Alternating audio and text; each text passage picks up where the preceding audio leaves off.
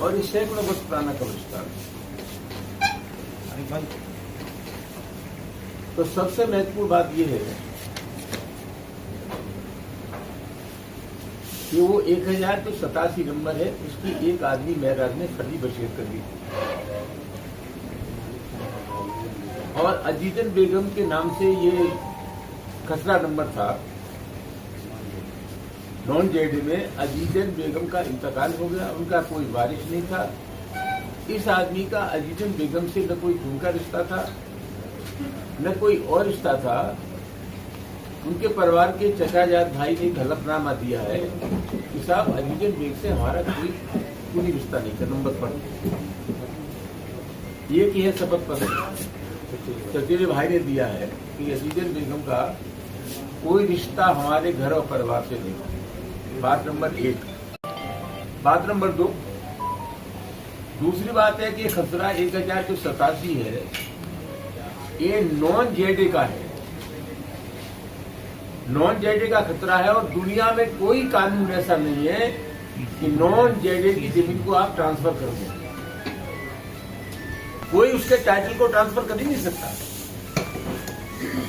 नियमानुसार फर्जी वसीयत बनाई गई, ये वसीयत अनरजिस्टर्ड है और अनरजिस्टर्ड वसीयत को जब इसका आमद दरामद किया तहसीलदार ने तो दिखा दिया गया था कि रजिस्टर्ड वसीयत है। दूसरा, वसीयत बनाई है तो वसीयत फर्जी इसलिए है कि वसीयत में जो 1087 नंबर है उसका कोई जिक्र ही नहीं है। भाई हम जब किसी प्रॉपर्टी की बात करेंगे तो सबसे पहले तो प्रॉपर्टी का नंबर खोलेंगे ना। वसीयत फर्जी बनी है, वसीयत रजिस्टर्ड नहीं है, वसीयत में नंबर नहीं खोला गया है, अजीजन बेगम से कोई जज्बाती रिश्ता नहीं है और नॉन जेडे। हाँ,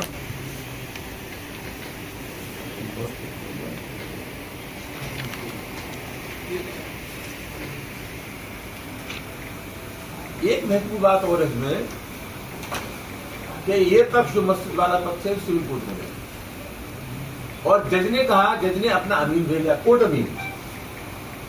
जज ने अपना कोर्ट अमीन भेजा, कोर्ट अमीन ने जो रिपोर्ट दी हम देंगे आपको। वो कोर्ट अमीन की रिपोर्ट है कि साहब खसरा नंबर 1087 में सैकड़ों कब्रें बनी हुई और जिस नंबर को अपना बताते उसमें 50-60 कब्रें। ये जज्बाती मामला है, ये दंगे का ठेका लेकर के आया हुआ है। सैकड़ों वर्षों से वहां कब्रिस्तान है। नॉन जेडे की जमीन को कोई ट्रांसफर नहीं कर सकता। फर्जी वसीयत है, इसके बाद भी तहसीलदार ने उसका अमल दरामद कर दिया और अमल दरामद में वो जो फैक्ट्स दिए उसमें ये लिख दिया कि साहब ये रजिस्टर्ड वसीयत है। जब वसीयत हम आपको दिखाएंगे ये